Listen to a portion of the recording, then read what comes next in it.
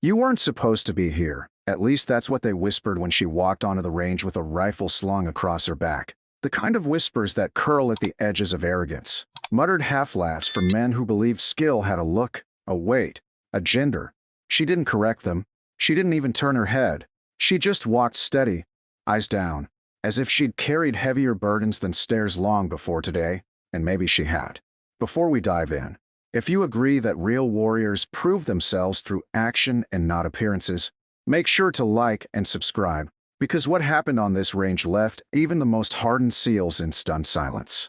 The sun was dropping fast that afternoon, orange light washing the valley in long shadows, dust rising from boots dragging across the hard ground, every step carrying the echo of generations of shooters who had stood here before. This wasn't a place for tourists. It wasn't a place for spectators. It was where precision lived or died, where reputation was forged in the split second between breath and trigger pull. She was in her late 20s, hair pulled back under a faded ball cap, plain shirt tucked into combat pants that didn't quite fit, nothing flashy, nothing that announced sniper, nothing that warned the others of what was coming. And that was exactly why they dismissed her. Logistics girl, one veteran muttered, elbowing his buddy, the grin sharp. Bet she just came to watch. The buddy laughed, shaking his head. Bet she couldn't even carry that rifle 10 clicks without folding. They spoke loud enough for her to hear, not because they thought it would cut her, but because they thought it didn't matter. And yet, every time their words landed, she didn't flinch. She just shifted the weight of the FN scar on her shoulder, the kind of rifle that even seasoned shooters called unforgiving, a weapon too heavy, too temperamental, too brutal for someone unproven. The event was supposed to be simple, a friendly range demonstration, veterans showing recruits how it's done, a passing of the torch in the language of steel on target. But she wasn't a recruit, and she wasn't exactly invited either. Her name was Elena Torres, though few knew it then, and even fewer would forget it by nightfall. She took her place at the edge of the line, distant from the clusters of men trading jokes about shots taken overseas, missions botched and redeemed, scars hidden beneath sleeves. They all carried stories, scars, pride, and yet when they looked at her, they saw absence. Absence of rank, absence of years, absence of proof. They didn't see the late nights she had spent alone with that rifle, learning its recoil like a heartbeat, its scope like an extension of her eye. They didn't see her brother's face, framed in memory, the one who had handed her the FN scar years ago with a grin that said, "This is more than metal.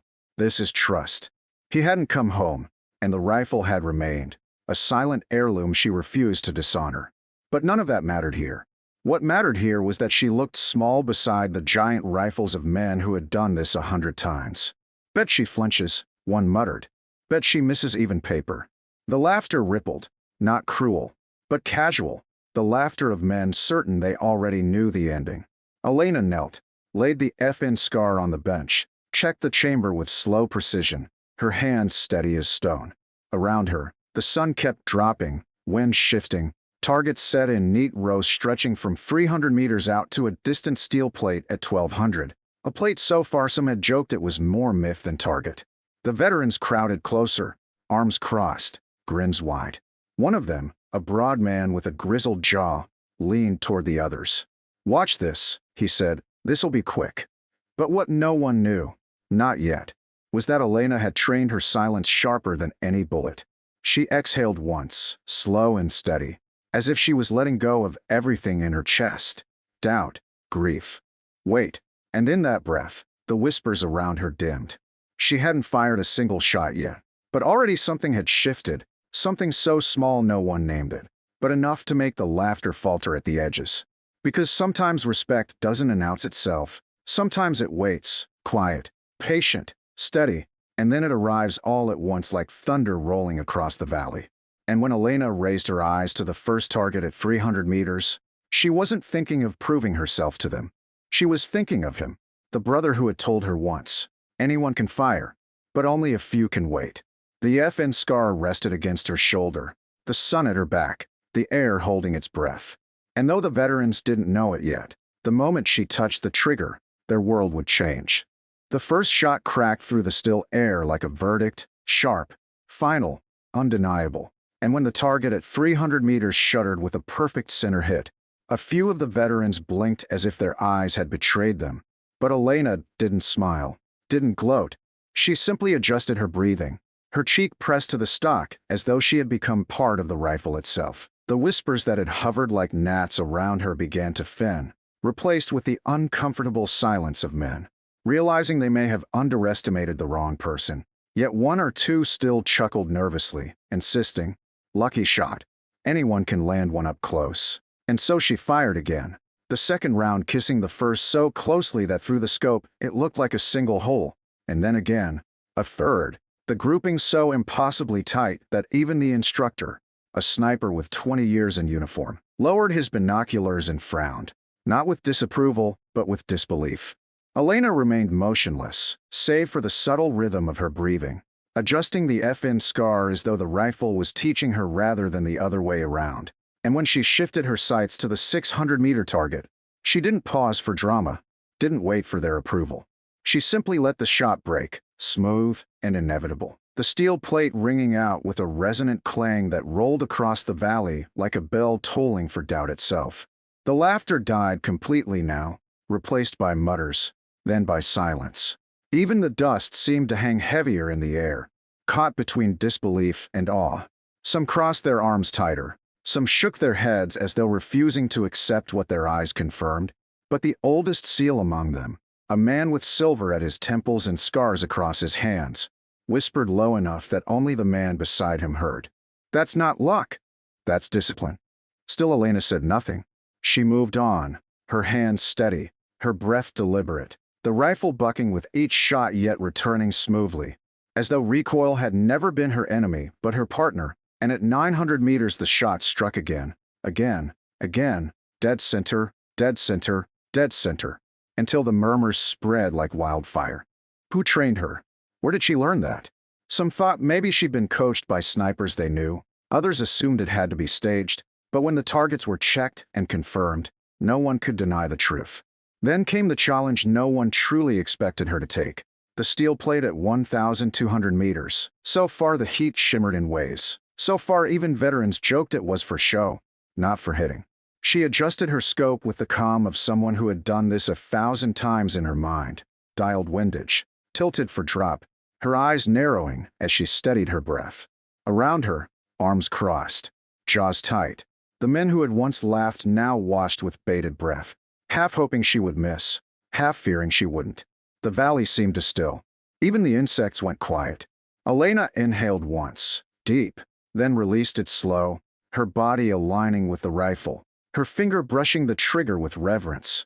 And when the shot finally cracked, there was no hesitation, no stumble, just the long, tense arc of silence as the bullet sailed across distance, air, gravity, until at last the steel plate sang with a sharp, undeniable ping that echoed against the mountains. For a long second, no one moved. Then, as if released from a spell, heads turned, eyes widened, and one of the veterans dropped his arms from across his chest, shaking his head in disbelief. The instructor raised his binoculars again, lowered them, then raised them once more, as though unable to trust what he had seen, and finally muttered, "Perfect, dead perfect." It was then, and only then, that Elena lowered the FN scar, not with triumph, but with the solemnity of someone honoring something bigger than herself, her lips barely parting to whisper words no one else could hear. "That was for you, hermano." She stood slowly, brushing dust from her knees, her eyes scanning the range without pride, without demand, because she didn't need their applause. She had already earned something deeper, something heavier, the silence of respect. And yet, in that silence, the most striking thing was not her precision, but the look on the faces of men who had carried rifles longer than she'd been alive, men who now saw in her something they had not expected. Not a girl on a range, not a fluke with a rifle, but a warrior carrying legacy in her veins, discipline in her breath, and precision in her bones. It was only then that the oldest SEAL stepped forward, pulling off his cap with slow deliberation, and though no one spoke yet, everyone knew. This was no longer about a shot on steel. This was about history being rewritten in front of their eyes. The valley had gone still, the kind of stillness that doesn't arrive by chance but by reverence, The kind that follows when the truth walks into a room and demands silence without saying a word. And in that stillness, Elena Torres stood with the FN scar resting against her side, the sun burning low behind her, painting her figure in bronze light, as if time itself understood that something extraordinary had happened. The veterans who had laughed hours earlier now shifted uneasily, caught between their pride and their shame, between the memory of their own battles and the realization that they had just witnessed a new one fought without a single enemy in sight. And slowly, as if pulled by something larger than themselves, they began to move. The oldest seal, scarred hands shaking slightly, stepped forward first, removing his cap with deliberate care, and his voice, low and steady, cut through the hush like a bell tolling at dawn. "Ma'am, with respect." That was flawless. Others followed, some reluctantly, some with awe, but each one approached with the gravity of men who knew the difference between luck and mastery, between noise and silence, between arrogance and truth. Elena didn't raise her chin, didn't bask in the reversal. Instead, she lowered her gaze slightly, the rifle hanging loose at her side, as if she had already said everything she needed to with the shots she'd fired. One of the younger veterans, shaking his head in disbelief, whispered to no one in particular, "I've seen men miss that shot 20 times in combat, and she hit it like it was nothing." But it hadn't been nothing, it had been everything. Every long night she had spent on her knees in the dirt, perfecting her trigger pull. Every dawn she had traced the silhouette of her brother's shadow box, sealed since the day he was laid to rest. Every promise she had made in silence, to carry him with her through every round, every breath, every battle unseen. And now, here, before men who thought they had already seen the limits of precision, she had proven it true. The crowd of veterans closed in around her, not in mockery now, but in respect. Their voices hushed, their stares softened. The lead instructor, a decorated SEAL sniper whose name was spoken with weight in circles that rarely honored outsiders, walked to her, binoculars still hanging uselessly around his neck, and without hesitation he saluted her. It was sharp, perfect, unwavering, and it wasn't just a salute to skill, but to discipline, to silence, to legacy. One by one, the others followed, caps removed, hands raised, until the dusty range that had begun with laughter became a corridor of respect, the air humming not with gunfire now, but with reverence. Elena's lips parted just once, barely above a whisper, though those closest could hear. "It wasn't me. It was his training through me." She lifted her eyes to the horizon, not the crowd, and for a moment even the sun seemed to hold still, as though pausing in its descent to honor the truth in her words. The instructor lowered his salute slowly, stepping close enough that only she could hear, his voice quiet but trembling with conviction. "We thought we'd seen everything. But today, Torres, we witnessed perfection." And then, as if carried on the wind, the lesson of it spread.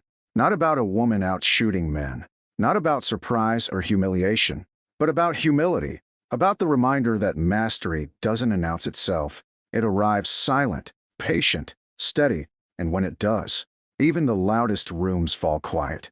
By the time the range cleared, stories were already being whispered, the kind that grow wings and travel far beyond desert dust, of a young woman with an FN scar who had humbled SEALs with nothing but precision, who carried her brother's legacy not in medals, but in silence.